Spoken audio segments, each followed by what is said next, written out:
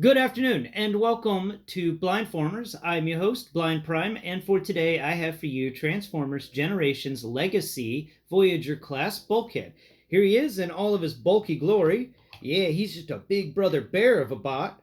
And this guy is from the Prime universe, which is actually a Transformers show I never watched. It came out in my days of being too focused on college to watch Transformers. And so I'm sad that I missed out on Prime, but this is one nice robot. We talked about his robot mode, my robot mode video, and we'll talk about his vehicle mode in my vehicle mode vehicle. But today, we're talking about his transformation, and I'm going to verbally instruct to you how to transform him today. Please, if you don't mind, go down below, like, subscribe, share, and comment.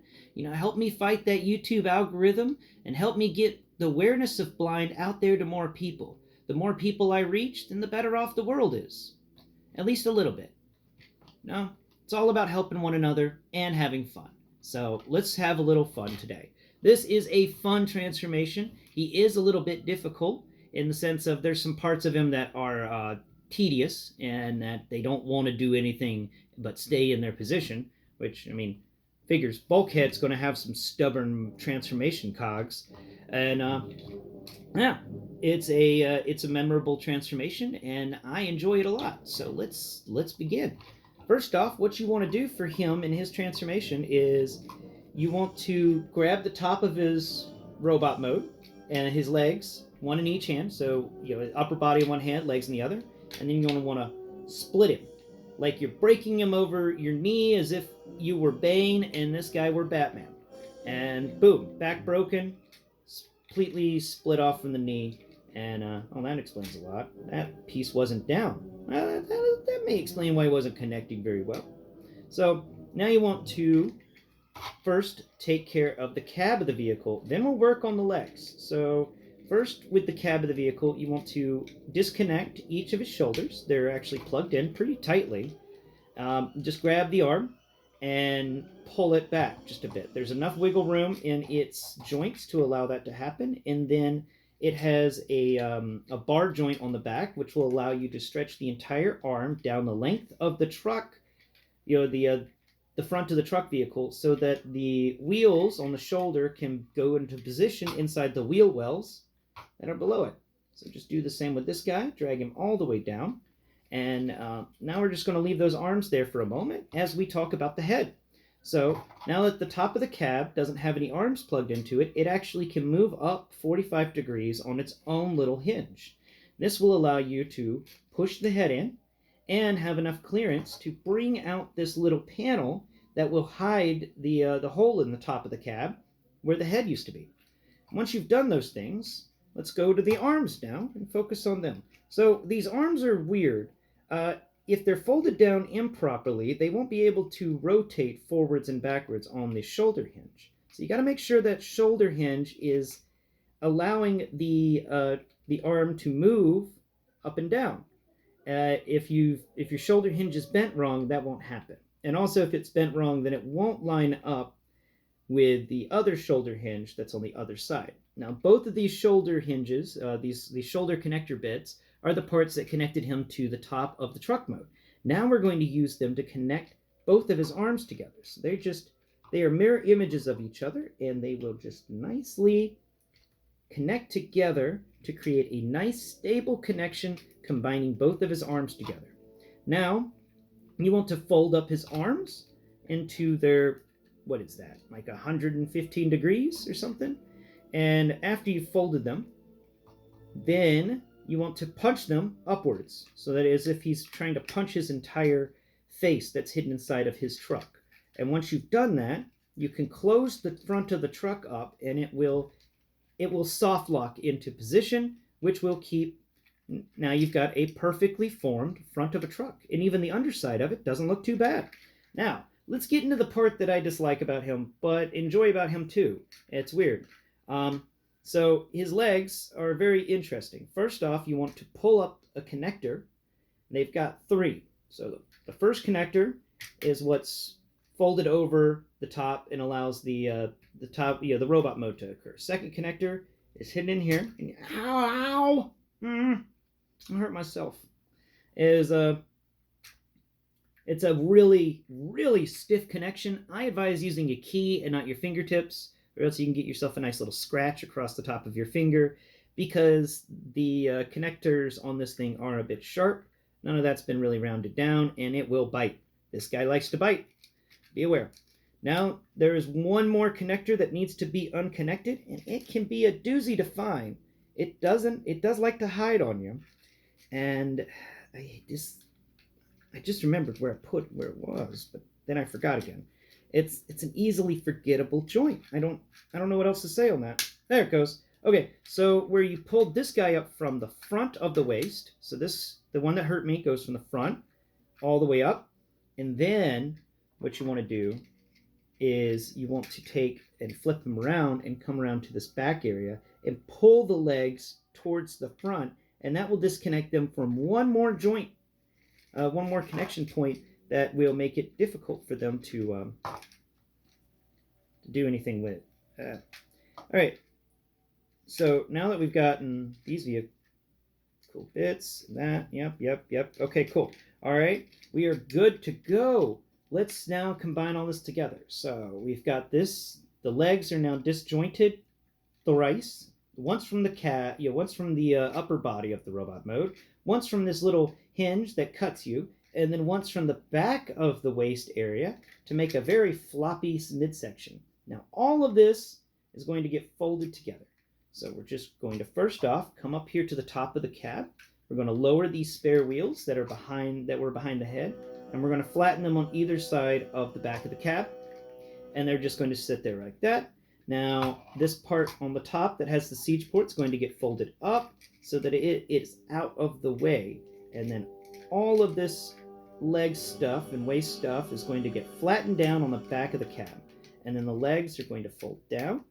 And once they've folded down, you're going to then take and fold them up on their knees so that it looks a little weird right now, but trust me, it's going to look better once we get this piece out of the way. There it is. Cool. That bit that cut me has to be laying flat against the other side of the truck with its pointy bit sticking back towards the rear. Now, before you do anything with the legs more, you have to come in and take a hidden part out. So on the side of the leg that has the siege ports, the 3 of them, find the one siege port that's not a wheel, and then you want to pull up on the truck bed that's right above that, and the hinge is located on the inside of the wheel, in the inside of the leg, so it will pull up. And on the side here, you will find a gas can thing that goes on the side of semi-trucks. And you're going to pull that up out of its little cubby, rotate it 180 degrees, and then fold it down. All right, and then you close that section. Now we're going to copy the same step with this side. We're going to fold up that section, reach in here, grab the little gas canister, pull it out 90 degrees, then rotate it 180 degrees and continue laying it flat for its entire 180 degrees of movement. Now that we've done those things, we've got the gas cans out and about, we've got the legs all flippy floppy, so let's go about making this into a truck. Now go to the back of the vehicle and fold the heel of his foot over, well, no, the front of his foot, the toes of his foot over the heel of his foot, and connect those two together. Then go ahead and connect the legs together on their little connection point. And if you've done this right, and if you followed my steps correctly, everything now should actually just kind of fall into place like magic. If anything is slightly wrong or slightly off, you will have problems. But for the most part, each of these gas tanks that I just folded out has a tiny little siege peg, a tiny little clip peg on it, and it needs to fit into the wheel well of the front of the truck, because that wheel well area's got a tiny little peg hole in it. And once you find the peg in the peg hole, the gas tanks will fit very nicely and actually assist in containing the vehicle mode and ensuring its stability. Now we take this top bit and we fold it down, and that will lock into place because it's got this little rectangular peg here, and the waist area has this rectangular little slit in it, and that goes into the peg hole. There we go. Now we've got the back of the truck, And a few things that I do with this is, first off, you want to come in with your crazy awesome gun and go ahead and put it in here. There we go. Crazy awesome gun is pegged into place. And now the there, now that gets connected. Now the wrecking ball. Make sure that you find it on a connection point that isn't the split area so that the siege ports are completely accessible.